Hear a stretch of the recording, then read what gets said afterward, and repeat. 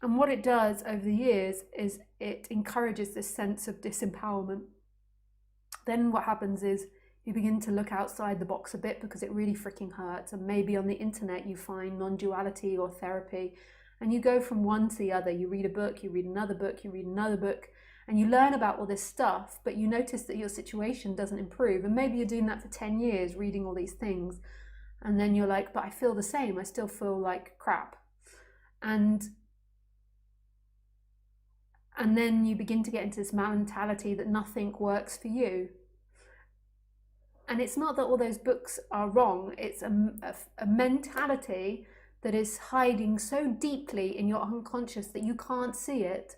And it's stopping any change. It stops you stepping outside your box. So reading the books you think is enough, but really if you really read the books and listen, then there will be fundamental change in your life. But if you're coming from this place in disempowerment, you won't change anything. You'll just keep doing the same thing and expecting reading the books to do something, or sitting watching talks to do something. But there won't actually be change because you're convinced by this powerlessness idea. And then maybe you get into Neo-Advaita, which I love, by the way, and maybe I'm considered Neo-Advaita. I love that subject, but you hear that it's hopeless, there's nothing you can do, and then you're like, aha, see, nothing works. The whole time you're staying in the trick of this mentality, and it's not true. It's something that needs to be seen through in order for there to be change. And when you begin to really hear this subject, more than likely your life does change, because your life has been based on fear and lack. And while you keep repeating a life of fear and lack and settling, then your life is, your personhood is still going to be identified with that. You're still going to be living in this tight contraction. This might be terrifying you, this talk, because you're terrified of the idea of change, because you've always been told you're not enough, you're not enough. You can't do it. You can't do it. So you're just like holding on to everything you have, like,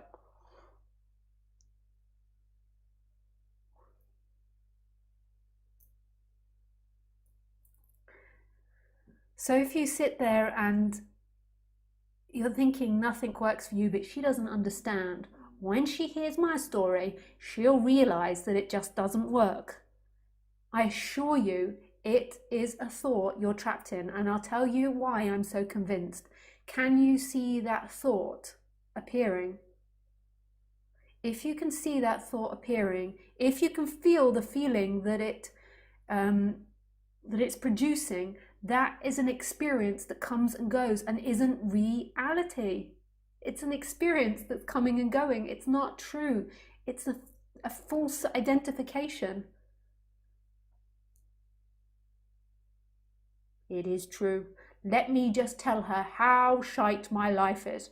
Wait till she hears my story, then she'll realise that it doesn't work. It doesn't work. It doesn't work. No, nothing works for me. It might work for everyone else, but it doesn't work for me. Can you see the thought? If you can see the thought, it's not who you are. It's not true. It's something that comes and goes. Why do you want to hold on to it so much? It's an addiction. Well, you're limited in that addiction. Your whole life will look like that. Your whole life will be no, no, no. Your whole life will be attracting powerless, feeling stuck, feeling like you can't do. You have to see it's not true in order for your life to change and the sense of self to be dismantled. It's a huge sticking point for so many people, and it's not true. If you can see it, it's not you. You are this presence that's expansive. That's who you are, not a contracted thought. Anything that comes and goes isn't who you are. Who you are is expansiveness. And when you begin to flow on the human level from that place, a lot of your actions and your movements will be from this flowing place, which is love. And as you stabilize in that over the years, it will become more so. There'll be more of a flow of moving to love and expansiveness rather than moving towards negativity.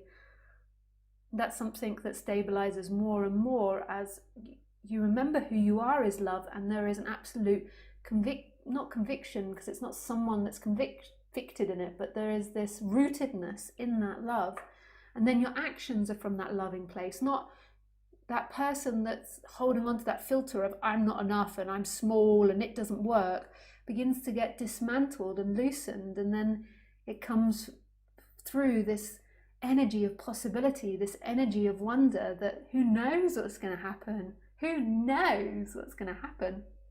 And that, on the human level, that's predominantly the place you want to reside, is mystery and letting life act the way it acts.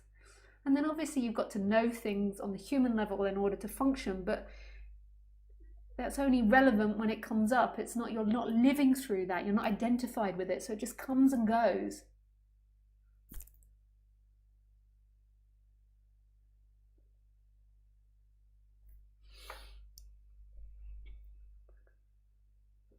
What a beautiful talk that was, Lisa. Why? Thank you. Thank you. I particularly see how relevant the part is that if it is seen, it isn't me. Yes, yes. If it is seen, it isn't you. If it's seen, it's not truth. What is truth is the seeing. Wow, that really is amazing, Lisa. Why? Thank you. Thank you. I'm just playing. She's a narcissist.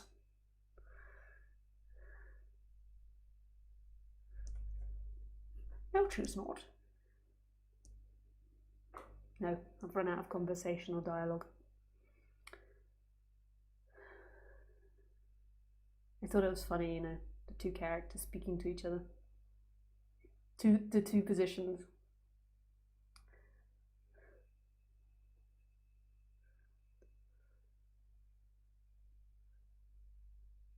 Yeah, that's a complaint I get if I compliment myself too much in the talks. She's a narcissist. That's a reflection of an identified society. People love that narcissist character. Like if you put a video up on narcissist, if you put narcissist in the title, it goes viral at the moment. Everyone loves the narcissist. The idea, yes, my ex was a narcissist. Everybody's ex was a narcissist.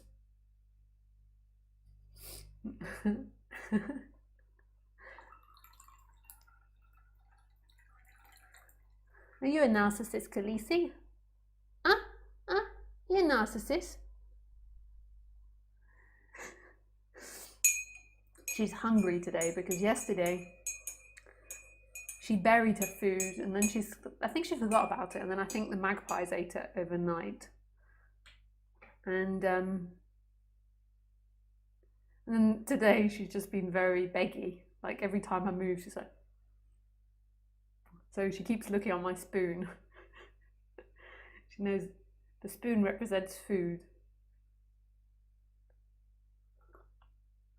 I have fed her today, but she's just extra hungry.